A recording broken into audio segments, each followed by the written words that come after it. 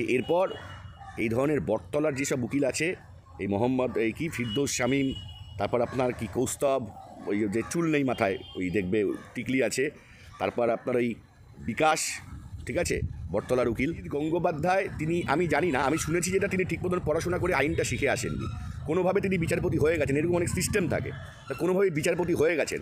আমার মনে হয় যে ওনার আরও ভালো করে বিচার ব্যবস্থা সম্পর্কে পড়াশোনা করা উচিত। কিন্তু আমরা বারবার দেখেছি এই হাইকোর্টকে বিজেপি মনে করত ওদের বাপের ঘর, ওদের বাপের সম্পত্তি। ফিরদৌস শামীম আগে হাওয়াই চটি পড়তো, হট করে ফিরদৌস শামীমের পায়ে নাকি প্রায় 8,000 টাকা দামের জুতো।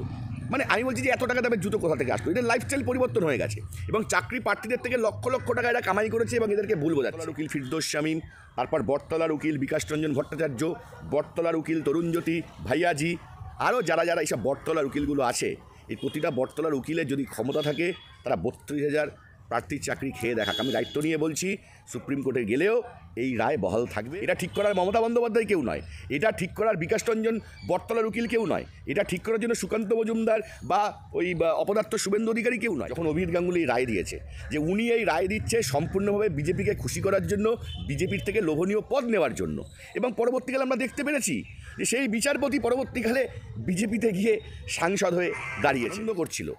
তারা এখন এই শীত ঘুমে, ওই সাপ যেমন শীত ঘুমে যায়, এদেরও শীত ঘুমে যাওয়ার সময় হয়ে গেছে। এবং তার উপর দাঁড়িয়ে 2026-এ এই 32,000 যে প্রার্থীর যে চাকরি ফেরত হলো, এরপর বিজেপি 32টা আসন পাবে নাকি এটা নিয়ে কিন্তু সন্দেহ। 2070 সাল পর্যন্ত তৃণমূলকে হারানোর কেউ নেই। মমতা বন্দ্যোপাধ্যায় আছেন, এবার আমাদের অভিষেক বন্দ্যোপাধ্যায় আছেন। আমরা এগিয়ে চলবো 2070 সালের পরে যদি কোনো দল নতুন করে তৈরি হয় এই পৃথিবীতে, তখন দেখা যায় একটা শুভেন্দুর মুখটা মিউজিয়ামে রাখা হবে, তারপর ধরো বিকাশের মুখটা মিউজিয়ামে রাখা হবে, তরুণজ্যোতির মুখটা মিউজিয়ামে রাখা। এই বাংলার মির্জাফর কারা, এই বাংলার চাকরিখোর। হাইকোর্টের ডিভিশন বেঞ্চে যে রায় দিল 32,000 যে প্রাথমিক শিক্ষক ছিল তাদের চাকরি ফিরে পেল, এই বিষয়ে আপনি কি বলতে চান? না, আমি এটাই বলবো যে বিচার ব্যবস্থার প্রতি আমাদের আস্থা ছিল এবং সব বিচারপতি এক হয় না। আমরা ভারতবর্ষে এটাও দেখেছি যে কোনো বিচারপতির বাড়ি থেকে টাকার পাহাড় উদ্ধার হয়েছে। আবার আমরা এরকমও দেখেছি যে কোনো বিচারপতি, এই অভিজিৎ গাঙ্গুলির মতন বিচারপতি, তারা সাংসদ হওয়ার জন্য, বিজেপিতে বড় পদ পাওয়ার জন্য তারা রায় দিয়েছে। এবং অভিজিৎ গাঙ্গুলির রায় যে সেদিনকে সম্পূর্ণভাবে বিজেপিকে একটা মাইলেজ দেওয়ার জন্য ছিল, এবং এই 32,000 পরীক্ষার্থী এবং 32,000 যারা চাকরি করছে তাদের পরিবার, তারা যে জলে ভেসে যাচ্ছিল, সেই জায়গায় দাঁড়িয়ে আমরা লড়াই দিয়েছি, আদালত মেনে নিয়েছে এবং এই জয় আমরা খুশি। এবং এটাই আমরা বলবো যে এরপর এই ধরনের বটতলার যেসব উকিল আছে, এই মোহাম্মদ ফিরদৌস শামীম, তারপর আপনার কৌস্তব, ওই যে চুল নেই মাথায়, ওই দেখবে টিকলি আছে, তারপর আপনার ওই বিকাশ, ঠিক আছে, বটতলার উকিল, তারপর আপনার এই অভিজিৎ গাঙ্গুলি, এইসব উকিলের কাছে যাওয়ার আগে 10 বার ভাববেন, কারণ এরা শুধুমাত্র মানুষের জীবন শেষ করতে পারে এবং এরা চাকরি খেকো, এরা চাকরি খেতে জানে, এরা চাকরি দিতে জানে না। তো ফলে বিষয় হচ্ছে যে এরা যতই ষড়যন্ত্র করুক, যতই অপচেষ্টা করুক না কেন, এই জয় মামাটি মানুষের জয়, এই জয় সারা বাংলার জয়, এই জয় ষড়যন্ত্রের বিরুদ্ধে মানুষের জয়, এই জয় মমতা বন্দ্যোপাধ্যায়ের জয়, এই জয় এই বাংলার শিক্ষা সংস্কৃতি যে খুব সুন্দরভাবে আমাদের এসএসসি পরীক্ষা হয়েছে এবং তারপর যে ষড়যন্ত্র হয়েছে সেই ষড়যন্ত্রের বিরুদ্ধে এই জয়। আপনি ঠিক যেমনটা বললেন যে কালকে রায়ের পরে বিচারপতি ও অভিজিৎ গঙ্গোপাধ্যায়কে সবাই কাঠগড়ায় তুলছে। না, আমি তো একটা কথা এর আগেও আমরা বলেছি যে অভিজিৎ গঙ্গোপাধ্যায়, তিনি আমি জানি না, আমি শুনেছি যেটা তিনি ঠিক মতন পড়াশোনা করে আইনটা শিখে আসেননি, কোনোভাবে তিনি বিচারপতি হয়ে গেছেন, এরকম অনেক সিস্টেম থাকে, তা কোনোভাবে বিচারপতি হয়ে গেছেন। আমার মনে হয় যে ওনার আরও ভালো করে বিচার ব্যবস্থা সম্পর্কে পড়াশোনা করা উচিত। তার কারণ উনি যে ধরনের কথাবার্তা বলছে, যে ইমোশন থেকে রায় দিয়েছে, কোনোদিন কোনো বিচার ব্যবস্থা ইমোশন থেকে রায় হয় না। বিচার ব্যবস্থার একটা প্যাটার্ন থাকে এবং সেখানে প্রমাণ লাগে এবং প্রমাণ অনুযায়ী কথা হয়। তো সেখানে দাঁড়িয়ে এই অভিজিৎ গাঙ্গুলির মতন চাকরি খেকো মানুষজন এবং বিকাশ রঞ্জনের মতন বটতলার উকিল চাকরি খেকো মানুষজন, এরা হচ্ছে সমাজের অভিশাপ এবং এরা মানুষের কাছে জীবনে কোনো দিন গ্রহণযোগ্য ছিল না, আজও গ্রহণযোগ্য নেই, পরবর্তীকালে এরা হারিয়ে যাবে। বলছি কোথাও গিয়ে দাঁড়িয়ে কি হচ্ছে, যেটা আপনি বললেন যে এটা মানবিকতার দিক থেকে এই রায়টা দেওয়া হয়েছে, কিন্তু আমরা তো দেখলাম যে বিচারের কোনো জায়গায় তেমনটা লেখা নেই যে ব্যাপক হারে দুর্নীতি হয়েছে, এরকম তো কোথাও লেখা নেই। আমি তো বলিনি যে মানবিক দিক থেকে দেওয়ার ব্যাপারটা বলিনি। আমি কি বললাম, আমি বলিনি এটা অভিজিৎ গাঙ্গুলি, ওই তারপরে বটতলার উকিল, ওই কি নাম ওর, বিকাশ, ঠিক আছে, এরা বলছে মানবিক দিক থেকে। তো বিচার ব্যবস্থার দিকে মানবিক বা আবেগ এইগুলো কাজ করে না। আমি জানি যে বিচার ব্যবস্থায় মানবিক আবেগ এইগুলো কাজ করে না। প্রমাণ তুমি যদি করতে পারো, তার ওপর দাঁড়িয়ে এই রায় সবসময় বিচার ব্যবস্থার পক্ষ থেকে দেওয়া হয়। কিন্তু আমরা বারবার দেখেছি এই হাইকোর্টকে বিজেপি মনে করত ওদের বাপের ঘর, ওদের বাপের সম্পত্তি, এবং ওরা বিভিন্ন বিচারপতিকে এই কখনো সাংসদ হওয়ার লোভ দেখিয়ে, কখনো বড় বড় পদ পাওয়ানোর লোভ দেখিয়ে তারা বিচারপতিদের কেনার চেষ্টা করতো। এখনও সারা ভারতবর্ষে এই ধরনের প্র্যাকটিস চলছে। কিন্তু সব বিচারপতি তো সমান হয় না। অনেক বিচারপতি, কিছুদিন আগে আপনি দেখেছেন যে ফিরদৌস শামীমের গালের ওপর ঠাসিয়ে এক চট দিয়েছে এক বিচারপতি, মানে ডাইরেক্ট চট দেয়নি, বলেছে এটা আপনার কোনো ক্লাব ঘর বা রকের জায়গা নেই যে আপনি চেঁচিয়ে কথা বলবেন, গলা নামিয়ে কথা বলুন। তা যেসব উকিলকে আপনি এই যাদেরকে দেখছেন, যে ফিরদৌস শামীম, বিকাশ রঞ্জন, এরা হচ্ছে এখন টাকা কামানোর জন্য চাকরি প্রার্থীদের ভুল বুঝিয়ে তাদের থেকে আরও কীভাবে টাকা নেওয়া যায়। এবং আমি দায়িত্ব নিয়ে বলছি, বহু উকিল আমাকে অনেকে বলেছে, মানে আমি বলছি না, ফিরদৌস শামীম আগে হাওয়াই চটি পরতো, হট করে ফিরদৌস শামীমের পায়ে নাকি প্রায় 8,000 টাকা দামের জুতো। মানে আমি বলছি যে এত টাকা দামের জুতো কোথা থেকে আসতো? এদের লাইফস্টাইল পরিবর্তন হয়ে গেছে এবং চাকরি প্রার্থীদের থেকে লক্ষ লক্ষ টাকা এরা কামাই করেছে এবং এদেরকে ভুল বোঝাচ্ছে। আমি প্রত্যেক চাকরি প্রার্থীকে বলবো যে এদের পাল্লায় পড়বেন না, আর কেউ এদেরকে উকিল ঠিক করবেন না। কারণ এরা যার উকিল হবে তারা সর্বশান্ত হবে, অর্থনৈতিক দিক থেকেও সর্বশান্ত হবে এবং সামাজিক দিক থেকেও সর্বশান্ত হবে। তার কারণ এরা বটতলায় বসা উকিল, এদের ওপর কেউ ভরসা করবেন না। বলছি আপনি যে আইনজীবীদের নাম নিলেন, তারা তো মানে বলছে যে আমরা যারা দুর্নীতির শিকার হয়েছে আমরা তাদের পাশে দাঁড়াচ্ছি। না, এটা ওরা বলতে পারে, তার মধ্যে আরেকজনের নামে বলতে ভুলে গেছি, ভাইয়াজি বলে একজন আছে, আমি তাকে ভাইয়াজি বলে রাখি, তরুণজ্যোতি তেওয়ারি, ঠিক আছে। তো ভাইয়াজি অনেক কথাই বলেছে যে এরপর নাকি উনি সুপ্রিম কোর্টে যাবে, এই কোর্টে যাবে, সেই কোর্টে যাবে।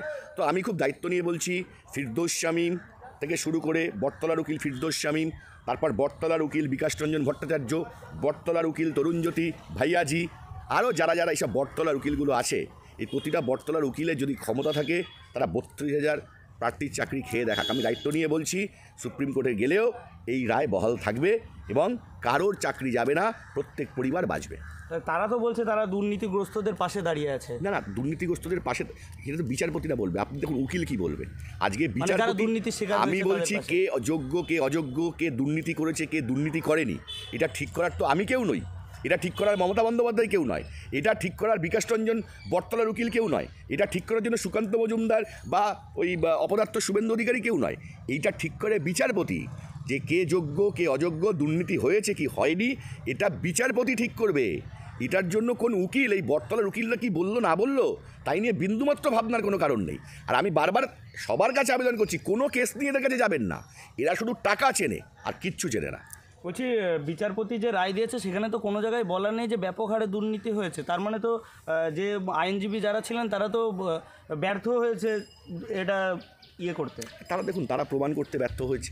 যদি দুর্নীতি না হয়ে থাকে, জোর করে দুর্নীতি কীভাবে বলা হবে যে দুর্নীতি হয়েছে?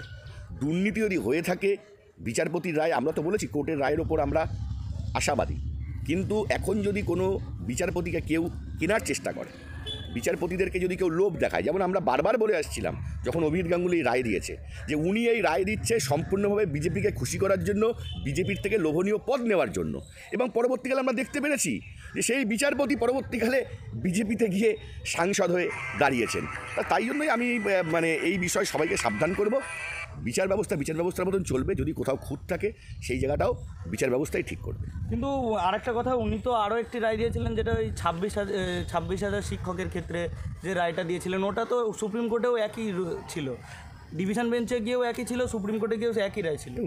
সব রায় তো সমান নয়, কিছু কিছু ক্ষেত্রে যে জায়গায় দাঁড়িয়ে প্রামাণ্য নথি বিচারকের কাছে প্রকাশ মানে আপনার পেশ করা হবে, সুপ্রিম কোর্টে ধরো হাইকোর্ট একটা রায় দিল, আমার দেখা গেলো সুপ্রিম কোর্টে সেটা নিয়ে যাওয়া হলো, সেখানে যদি কোনো ডকুমেন্টসের অভাব থাকে বা কোনো ডকুমেন্টস যদি এক্সট্রা অ্যাডিং হয়, যদি কোথাও বিষয়ের মধ্যে যদি কোনো তোমার মিল না থাকে, সেই ক্ষেত্রে সুপ্রিম কোর্ট তারা পদক্ষেপ করতেই পারে, সেটা নিয়ে আমার কিছু বলার নেই। কিন্তু আমাদের মূলত জয়, যারা বলেছিল বিজেপির বিভিন্ন লোকরা যারা বলেছিল যে অ্যাটম বোম ফাটাবো, হাইড্রোজেন বোমা ফাটাবো, মানে তারা এত আনন্দ পেয়েছিল যে 32,000 প্রার্থীর চাকরি খাবো এইটা নিয়ে যারা মানে ভূত এবং পেতনির মতন যারা উচ্ছ্বাস করছিল, মানে আনন্দ করছিল, তারা এখন এই শীত ঘুমে, ওই সাপ যেমন শীত ঘুমে যায়, এদেরও শীত ঘুমে যাওয়ার সময় হয়ে গেছে। বলছি যে হাইকোর্টের রায় এটিকে তৃণমূল কংগ্রেস একটা বিরাট বড় জয় হিসাবে দেখছে, এটি কি সত্যিকারের জয় না আপনার কি মনে হয়? না, আমি বলছি যে মানে বিচারকের রায়কে আমি মিথ্যাকারের জয় কী করে বলি? বিচারকের রায়কে নিয়ে তো মানে মিথ্যাকারের জয় কিছু বলা যায় না। তৃণমূল দলের একটা জয়, মানে না দেখুন, এটা তৃণমূল দলের জয় না, আমি বলছি যে এটা মা মাটি মানুষের জয়। মা মাটি মানুষ আর তৃণমূল সমান নয়। মা মাটি, আমরা তৃণমূল কংগ্রেস বা আমাদের সরকার মা মাটি মানুষের পক্ষে, তা সেখানে এটা তৃণমূল কংগ্রেসের জয় কেন? এটা মা মাটি মানুষের জয়। এবং সমগ্র বাংলার যারা পরীক্ষার্থী এবং যারা অভিভাবিকা আছেন, তারা প্রত্যেকে দেখে নিয়েছেন যে কীভাবে এরা দিনের পর দিন, বছরের পর বছর ধরে এদের চাকরি খাবার চেষ্টা করেছেন। আর আমাদের মা মাটি মানুষের সরকার, তারা কিভাবে এদের সংসার বাঁচানোর চেষ্টা করেছেন। এবং তার উপর দাঁড়িয়ে 2026-এ এই 32,000 যে প্রার্থীর যে চাকরি ফেরত হলো, এরপর বিজেপি 32টা আসন পাবে নাকি, এটা নিয়ে কিন্তু সন্দেহ আছে। আপনি ঠিক যেমনটা বললেন যে অনেকে কিন্তু বলছে যে সুপ্রিম কোর্টে যাওয়ার কথা, সুপ্রিম কোর্টে গেলে কি কোনো সুরাহা পাওয়া যাবে? দেখুন, সুপ্রিম কোর্টে যাওয়ার গণতান্ত্রিক অধিকার, ভাইয়াজি, তরুণজ্যোতি তেওয়ারি, বিকাশ উকিলেরা যেতেই পারে, কোনো অসুবিধা নেই। তারা মনে করলে ইন্টারন্যাশনাল আদালতেও যেতে পারে, কোনো অসুবিধা নেই। তারা আমেরিকাও যেতে পারে, যে যেখানে ইচ্ছা যাক, আমাদের আপত্তি নেই। কিন্তু আমরা বারবার বলছি, আইনের মাধ্যমে এই 32,000 পরিবারকে কোনোভাবে সর্বশান্ত এই বাংলার মা মাটি মানুষ হতে দেবে না। এবং বিচার ব্যবস্থার প্রতি আমাদের ভরসা আছে, এবং এই বিচার ব্যবস্থা এতটাই কঠোর, কোনোভাবে এদের ষড়যন্ত্রকে আমরা সফল হতে দেব না। বলছি যে 2026 সালে এই এখন যে রায়টা হলো, সেই রায়ের প্রভাব কি কোনোভাবে 2026 সালে? আমি তো বলে দিলাম 2026 বিজেপি পুরোপুরি ফিনিশ। একটা সিপিএমের মতন একটা দল, ওই যে বটতলার উকিল বিকাশের যে অবস্থা হয়েছে, তার দলের যে অবস্থা হয়েছে, শূন্যতে চলে গেছে। এই বিজেপি দলটা মহাশূন্যে চলে যাবে। এবং আমি বারবার বলছি, এদের অভিশাপে এই যাদেরকে কাঁদিয়েছে বিজেপি দিনের পর দিন, যাদেরকে রাস্তায় বসিয়েছে এবং ভুল ষড়যন্ত্র করে, মিথ্যা ষড়যন্ত্র করে এদের কোর্টে দৌড় করিয়েছে, আমি বারবার বলছি যে 32খানা আসন পর্যন্ত বিজেপি পৌঁছাতে পারবে নাকি, এটা মিলিয়ে নিও যে 32টা আসনেও বিজেপি পৌঁছাতে পারবে না। ওদের শেষের শুরু হয়েছে। তার মানে 26-এ তৃণমূলই জিতবে? এটা নিয়ে তো কোনো সন্দেহের অবকাশই নেই। আমি আগেও একটা কথা বলেছি যে 2070 সাল পর্যন্ত, অন্তত 2070 সাল পর্যন্ত তৃণমূলকে হারানোর কেউ নেই। মমতা বন্দ্যোপাধ্যায় আছেন, এবার আমাদের অভিষেক বন্দ্যোপাধ্যায় আছেন। আমরা এগিয়ে চলবো। 2070 সালের পরে যদি কোনো দল নতুন করে তৈরি হয় এই পৃথিবীতে, তখন দেখা যাবে। মানে 70 সালের আগে কোনো দল পারবে না? না, 2070-এর আগে কোনো প্রশ্নই নেই। বিজেপি বলে তো বাংলায় কিছু থাকবেই না, ওটা তো ছেড়েই দাও। আর এই সিপিএম ওই ডাইনোসরাস, আমি সেদিনকে সিনেমা দেখছিলাম, ওই ডাইনোসরাস প্রজাতির প্রাণীর মতন সব মিউজিয়ামে এদেরকে সাজিয়ে রাখা হবে। দেখবে শুভেন্দুর মুখটা মিউজিয়ামে রাখা হবে, তারপর ধরো বিকাশের মুখটা মিউজিয়ামে রাখা হবে, তরুণজ্যোতির মুখটা মিউজিয়ামে রাখা হবে। মানে এই যে বিজেপি এবং সিপিএমের যে মানে এদের যে প্রেম ভালোবাসা, একটা পুটকির ভালোবাসা, রাম আর বাম, একটা পুটকির অভাব। কোনো পুটকি পড়ে গেলে রাম, পুটকি সরিয়ে দিলেই বাম। তো এই রাম বামের যে পুটকির সমন্বয় ছিল এই বাংলাতে, এই পুটকির দলগুলো, মানে পুটকি মানে আমি রামের পুটকির কথা বলছি, এই পুটকির দলগুলো একটা মিউজিয়াম আমরা তৈরি করে দেবো, যে 2070 সাল পর্যন্ত যারা যারা জন্মগ্রহণ করবে, নবজাতক শিশুরা, তারা গিয়ে দেখবে যে এই বাংলার মির্জাফর কারা, এই বাংলার চাকরিখোর কারা, এই বাংলায় ভুল বুঝিয়ে ওকালতির নামে লক্ষ লক্ষ কোটি কোটি টাকা কামিয়ে নিয়েছে কারা, এবং এই বাংলাকে শেষ করতে চেয়েছিল কারা, তাদের জন্য একটা মিউজিয়াম আশা করি পরবর্তীকালে তৃণমূল কংগ্রেস তৈরি করে দেবে।